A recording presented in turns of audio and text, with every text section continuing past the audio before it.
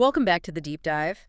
If you happen to catch the NBA scores from Sunday, October 26th, well, you know it was kind of a wild night. Oh, absolutely. Just pure chaos, Yeah. really. The kind of basketball that, throws up these huge box scores, but also it sparks some pretty big controversies. Exactly. So we're here to cut through all that noise. We want to give you just the essential, maybe the most surprising takeaways so you feel like you're completely up to speed. That's the mission today. Forget just reading the stats. We're going to dig into the key matchups, those totally unexpected performances, and some really critical tactical shifts that honestly define the whole night. We want to give you the shortcuts, right? And the context behind those scores so you understand the big narratives that are developing. Because these things, they'll probably shape what happens over the next few weeks in the league. And the narratives from Sunday, I mean, just out there, we're going to go depth on, what, 4 main threads today? That's about right. All right, so a superstar going absolutely nuclear but still losing.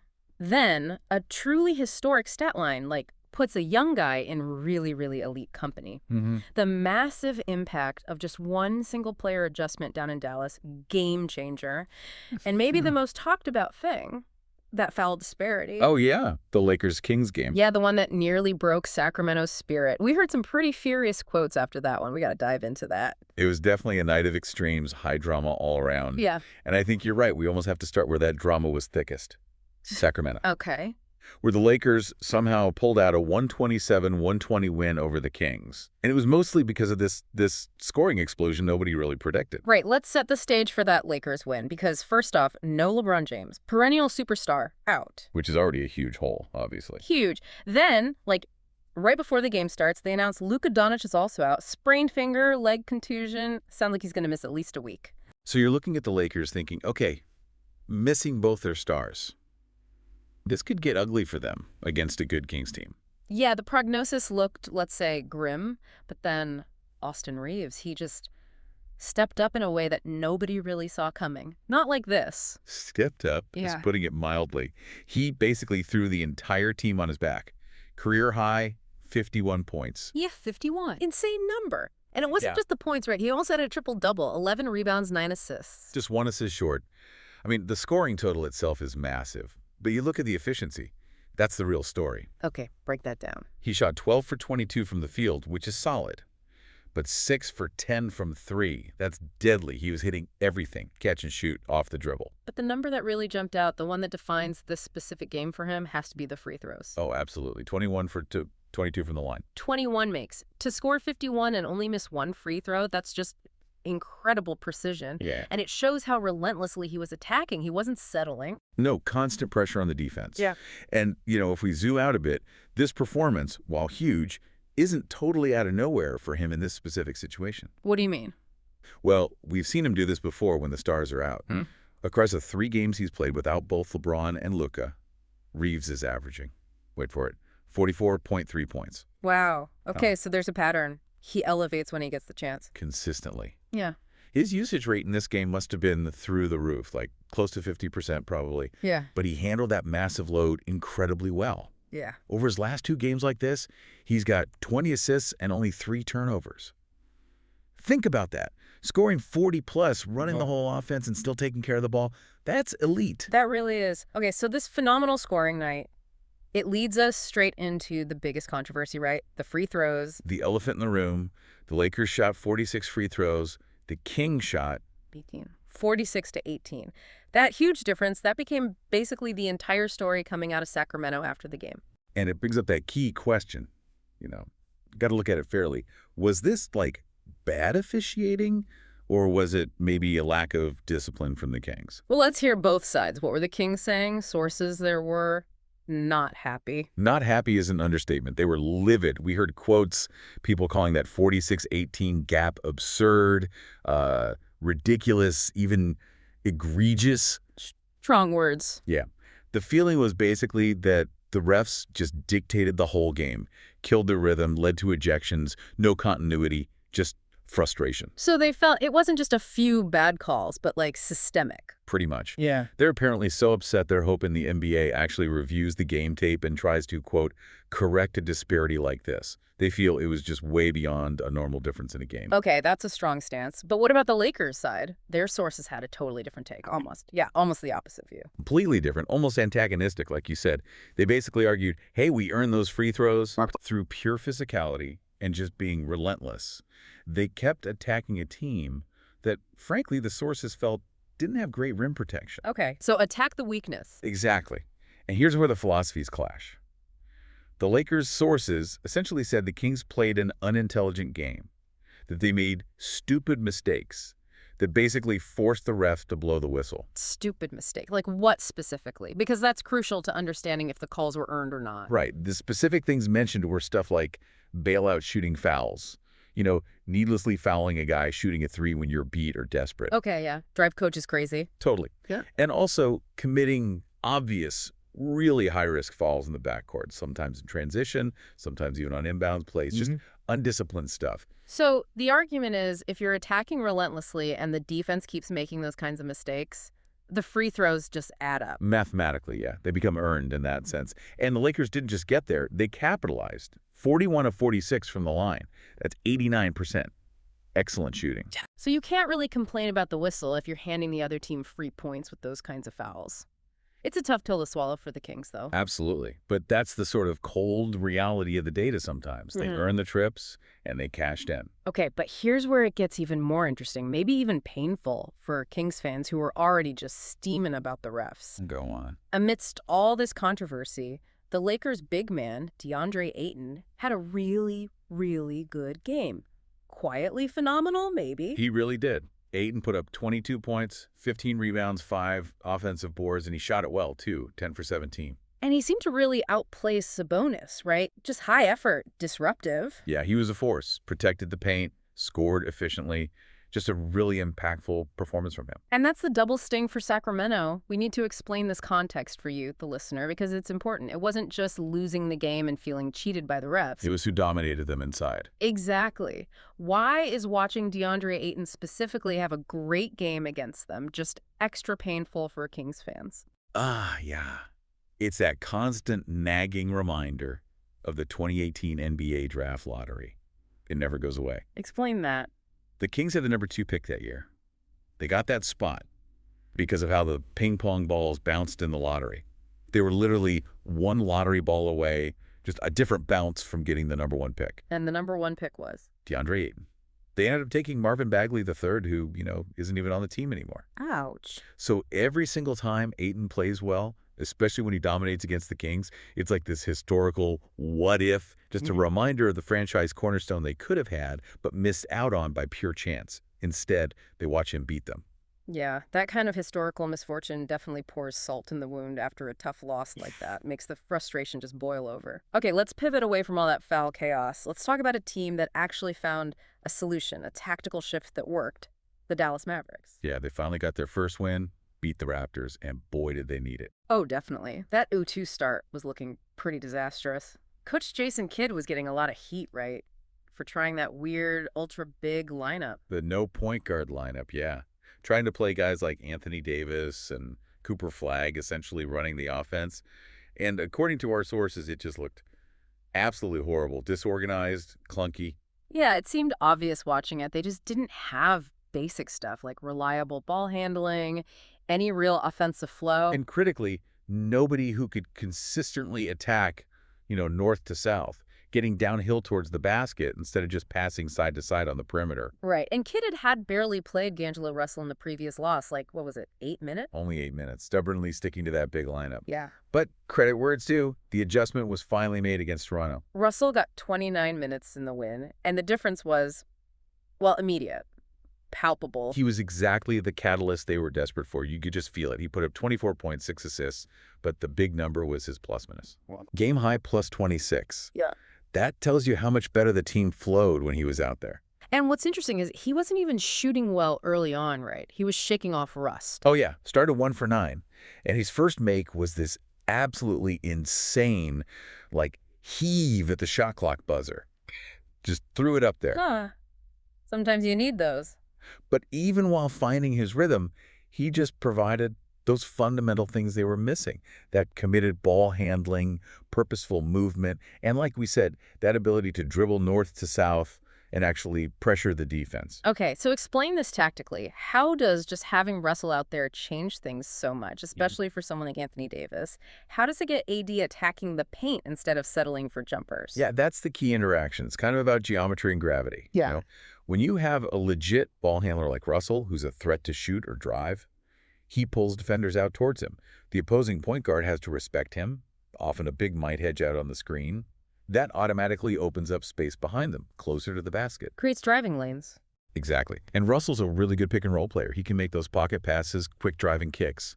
So Anthony Davis doesn't have to catch the ball way out at the three-point line or the elbow anymore and try to create against a set defense. So you can catch it closer, on the move. Right. Russell collapses the defense inward towards him, and AD is brilliant at exploiting that space it's created. Suddenly, he's getting the ball in positions where he can just turn and attack the rim. So the vision for Dallas getting stops, running, scoring quickly, that actually happened when Russell was playing. It was fully realized during his minutes. Yeah. It just hammered home the point. You really can't survive in today's NBA without decent point guard play. Doesn't matter how great your star forwards are, you need someone to set the table. And speaking of those star forwards, Cooper Flagg. His rise continues. He had a strong game, too, in this win. Yeah, Flagg had, 22 points, 4 boards, 4 assists, a block. He just keeps looking better and better. He seems to be the energy guy, the spark plug. Totally. He ignited this huge 17-6 run in the third quarter that basically won them the game, gave them the separation they needed. How did he do it? It was all his transition play, just showing off serious athleticism, serious bounce, attacking aggressively, caught the Raptors flat-footed a few times. Yeah. And he had this highlight dunk, like a real poster dunk, that just electrified the crowd. After that, every time he touched the ball, you heard Coop, Coop, chance. Nice. So he's not just filling the stat sheet, he's making impact plays in big moments. Exactly. Defining runs with his energy and athleticism. It feels like he's leveling up every game. And having Russell out there creating space, that definitely helped unlock more transition chances for Flagg, too. And crucially, this whole shift, putting Russell in, it allowed Anthony Davis to play exactly how everyone wants him to play. Yes. AD finished with 25 points, 10 rebounds, and shot 11 for 14 from the field. That efficiency is just staggering. How did he get such good looks? It was all about his approach, his shot selection on Sunday. He only took 2 shots the entire game from outside the paint. 1 three-pointer, 1 mid-range jumper. That's it. Everything else was at the rim. Pretty much. Sure. Just relentless interior attack, operating almost exclusively from 15 feet and in. That's the AD that unlocks this whole team. He's just unstoppable when he commits to playing inside like that. So the Mavs need that consistently from him. Desperately. That interior presence is vital. And having Russell there to initiate the offense, it makes that paint-dominant approach actually sustainable for AD over a whole game. It's that synergy they were clearly missing in those first 2 losses. Okay, so if Dallas found their answer by plugging in the right player, D'Angelo Russell, Miami's success on Sunday night seems rooted in something bigger, like a top-down philosophical change. Yeah, let's talk about the Miami Heat. They beat the Knicks 115-107, but the real story here isn't just the win, it's this complete tactical overhaul. They have a totally new identity now. What is it? What's the big shift? It's all about pace. It's actually kind of shocking. Miami last year was the 27th slowest team in the entire league. They love to grind it out, slow possessions, half-court offense. Right, that's their brand traditionally. Defense, grit, methodical offense. But forget that. This year, Yeah. so far, they are the fastest team in the league, #1 in pace. Wow, from 27th to 1st, that's a massive swing. How? It's a complete offensive revamp led by Coach Spoelstra. He's essentially thrown out the old playbook and installed this new system that's all about pushing the ball up-tempo and getting everyone involved. Egalitarian. That takes some serious guts, though. Spoelstra won championships playing that slower, meticulous style. To just scrap it like that, that's a big risk. Huge risk. But the proof of concept, especially against the Knicks, was pretty undeniable. How so? Did they just run him off the floor? Pretty much. Look at the fast break points. Miami crushed New York 31-10 in that category. 31-10. That's a demolisher. And it's not just volume, it's efficiency. They are scoring an incredible 1.5 points every time they get out in transition. 1.5. What's normal? League average is usually around like 1.15 points per transition chance.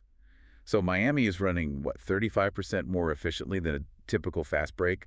That's insane. So they're not just running a lot, they're running smart, getting good shots. Exactly. High-quality offense. They're clearly prioritizing getting high percentage looks at the rim in transition, hunting those easy buckets. And this new, faster style seems like it would really benefit certain guys on their roster, right? Like Norm Powell. Oh, absolutely. Powell led them with 29 points against the Knicks, and he just continues to look like maybe the steal of the offseason. He seems perfectly suited for this. Why him specifically? It's his aggression, his speed. He was 12 for 12 from the free throw line, too, by the way. He and Adebayo combined to go 20 for 20 from the line as a duo. Wow. Perfect. But Powell's game is all about that explosive north-south ability, that quickness. It's the total opposite of that old, slower Heat style. This system rewards him for grabbing a rebound or getting a steal and just going. Pushing the pace immediately. Right. And we're seeing the young guys thrive, too. Jaime Jaquez Jr., for example. He looked way more comfortable in this game. What were his numbers? 17 points, 5 assists, and he had a team best plus 23, plus minus. The up-tempo game just seems to fit his skill set.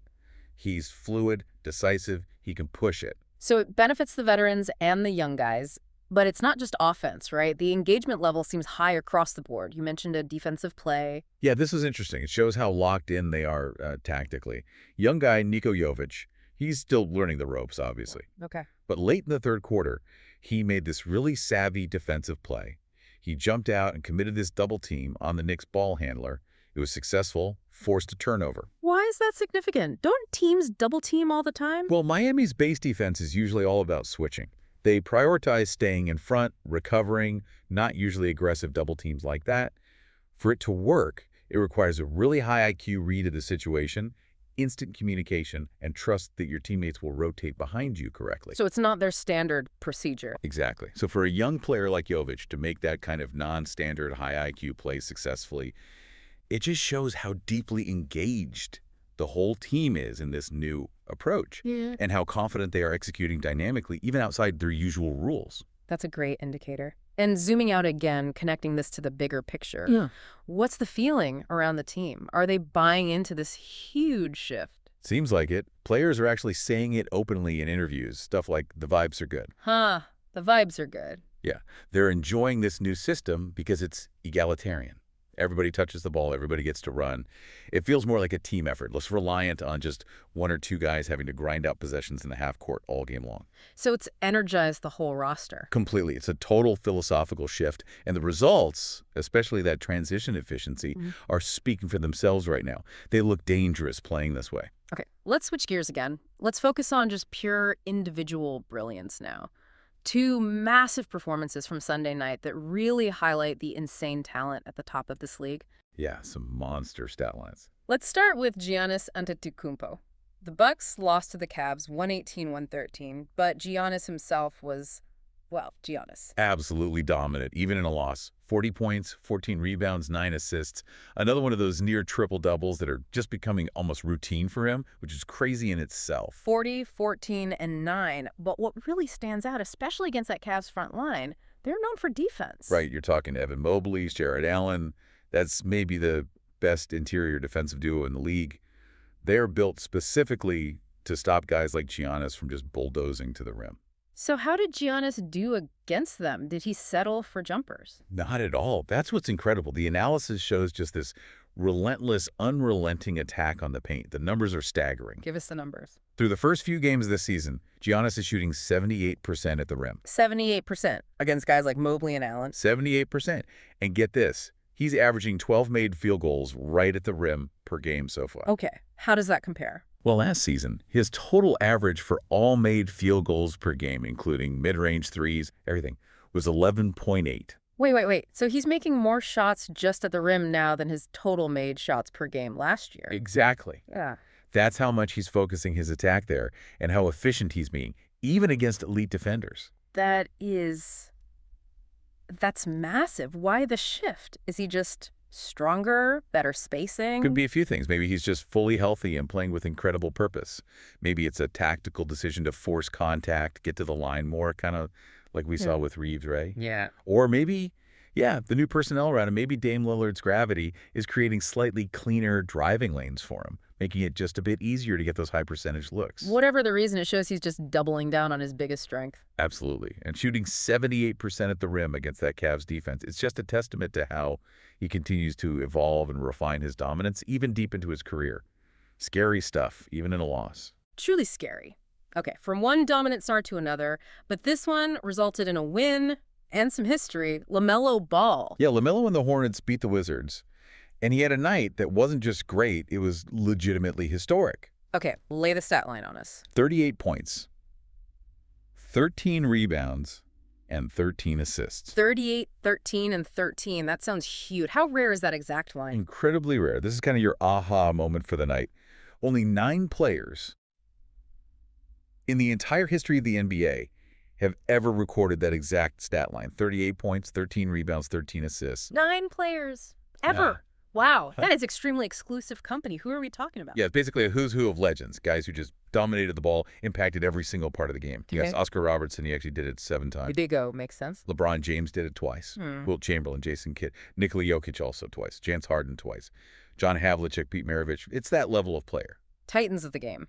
Usually guys who are high usage, primary creators, right? And often bigger guards or point forwards who crash the boards. Exactly. They score, they pass, and they rebound actively. So putting LaMelo in that group, that carries some serious historical weight, especially given, he's still young, has had some inconsistency.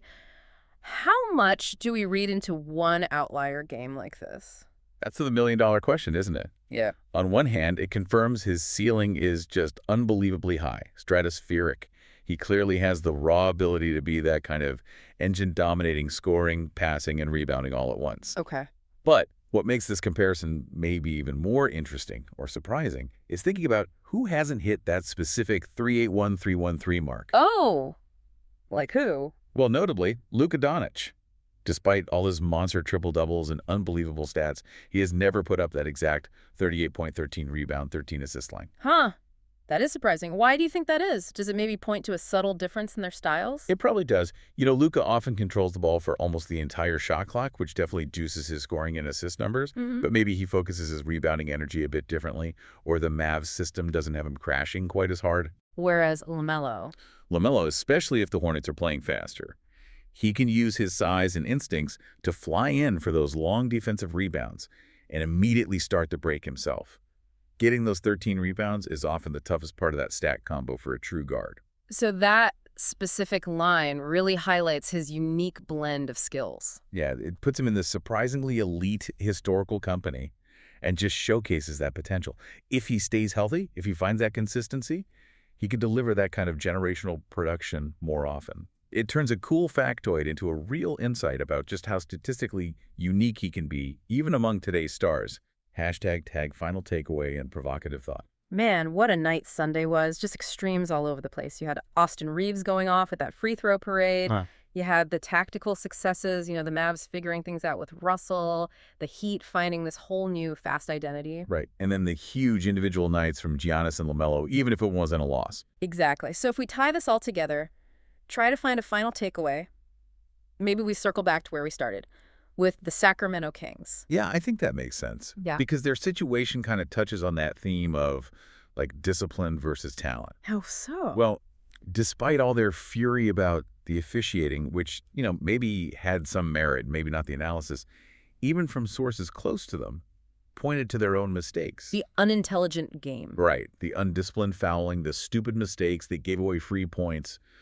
They just couldn't seem to maintain the necessary focus and discipline, even against a Lakers team missing its 2 best players. Okay, so if they struggle with that at home against a shorthanded team, what does that mean going forward? Well, that leads right into the provocative thought for you, the listener, as you look ahead. The Kings' upcoming schedule is absolutely brutal. Oh, yeah. Who do they have? It's a really tough road trip. They play the Thunder, then the Bulls, then the Bucks, then the Nuggets. 4 straight games against really high-level opponents. Yikes. That's a murderer's row. Exactly. So here's the question. If this Kings team showed that lack of discipline, that tendency to get burned by role players, that struggle with defensive focus against a wounded opponent at home, what happens now? What happens when they face 4 straight top-tier contenders on the road, teams that will absolutely feast on every single mistake, every lapse in focus. Right. That upcoming stretch, it feels like it's going to be a real test. Is their main problem really the refs, like they felt on Sunday? Or do they fundamentally lack that game intelligence, that consistent defensive discipline needed to hang with the best teams in the West? How crucial is that basketball IQ, not just the talent they clearly have, for actually surviving and thriving in this conference? That's what they need to figure out, and fast. It's something to watch. Thank you for listening. Please comment, like, subscribe if you're on YouTube. Spotify, please leave a 5-star review. It will help the channel grow. Until next time, please check our previous episodes.